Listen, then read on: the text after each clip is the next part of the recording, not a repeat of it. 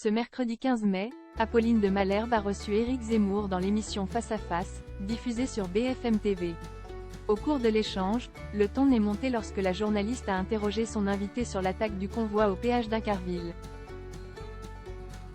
L'homme politique Éric Zemmour était l'invité d'Apolline de Malherbe dans l'émission politique Face à Face, diffusée sur BFM TV ce mercredi 15 mai. L'occasion pour la journaliste d'interroger son invité sur l'attaque du convoi au péage d'Incarville, et plus précisément sur la réaction de la tête de liste du parti Reconquête aux élections européennes, Marion Maréchal Le Pen, à ce drame.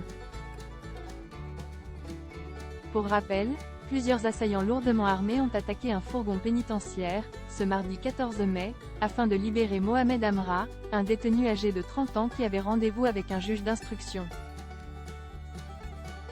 Au cours de ce drame, 2 agents pénitentiaires ont perdu la vie et 3 autres sont blessés.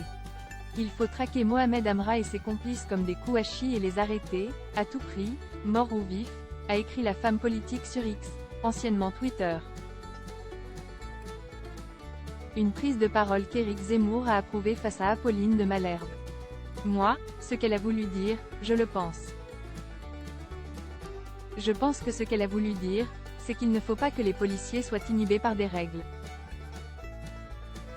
C'est pourquoi pendant la présidentielle, j'avais proposé pour la police une présomption de légitime défense pour qu'ils ne soient pas engoncés dans des règles qui les affaiblissent face à des assassins de sang-froid, a-t-il assuré. Des propos qui ont choqué la journaliste. Vous estimez donc que le rôle de l'État, des représentants de l'État, ça n'est pas de dire « capturez-les », mais de dire « mort ou vif ».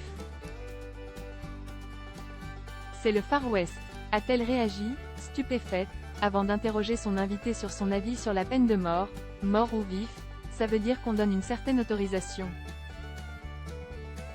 Une déclaration qui a agacé Éric Zemmour, qui a préféré couper court à la discussion. Apolline de Malherbe, on ne va pas faire l'émission là-dessus, a-t-il conclu. Cet autre échange tendu entre Éric Zemmour et Apolline de Malherbe. Le 9 juin 2022, Éric Zemmour et Apolline de Malherbe avaient déjà eu une conversation houleuse sur un sujet similaire. Sur le plateau de la matinale de BFM TV, le compagnon de Sarah Knafo avait en effet regretté que la police manquait de pouvoir face aux délinquants. La police a tué parce que c'est la police qui est tuée, avait-il déclaré Éric Zemmour, avant de rappeler quelques chiffres. Depuis le début de l'année, il y a eu 3 morts de policiers pour des refus d'obtempérer.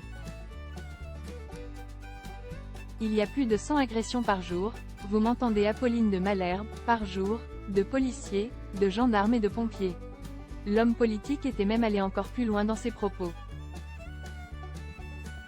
C'est la police qui est agressée, c'est la police qui est un gibier, c'est la police qui est en permanence harcelée par des voyous qui n'ont absolument pas peur d'elle, avait-il observé.